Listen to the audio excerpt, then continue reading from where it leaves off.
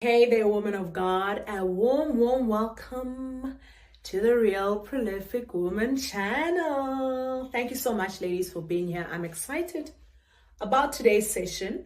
And we are still doing, or rather, we're doing a continuation of why I stayed so long. So if you missed the first episode, please go onto my page right now and go and find the first episodes. I want you to be able to follow this journey so that it all comes together, right? So if you have not seen the first episode, please go and check it out right now. So I want us just to do a quick recap in terms of what we learned in the last session. And remember, if you are here, remember to please subscribe.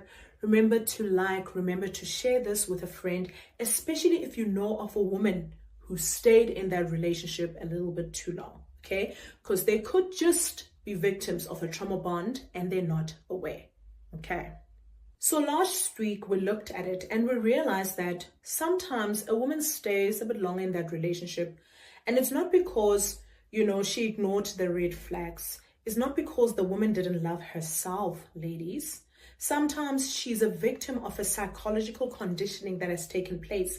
And remember, the first one that we looked at is a trauma bond. So a recap again, we said here, in order for a trauma bond to be formed, you find two conditions that need to be there, okay? So the first condition, there's always a power imbalance, okay? So this is where the man is slightly educated more than the woman. The man earns more than the woman. There's a lot of power imbalances, spiritually as well, so all those things come into play.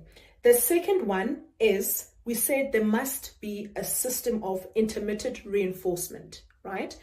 Intermittent reinforcement, please go check out my last episode if you need a thorough explanation of it. But in essence, we said that intermittent reinforcement is when you move in between the negative experience of a relationship and the positive experience of a relationship. So a negative experiences of a relationship is when you experience this man, he withdraws, he hurts you, and then the positive experiences is when he's love bombing you, he's loving you the right way, he's apologizing, right? So what happens actually then is that the relationship becomes the cycle, right? So remember the first step, we said the man showers you with love, he does the right things, ticks all the boxes, and then the next step, he hurts you, okay? So that hurt can come in the form of anything. Unfortunately, sometimes it is in the form of physical abuse, but it can be in the form of anything, withdrawal, abusive talk, or whatever the case might be, right? And then once you're in that stage, you then start going through confusion. Like, what's going on? Like,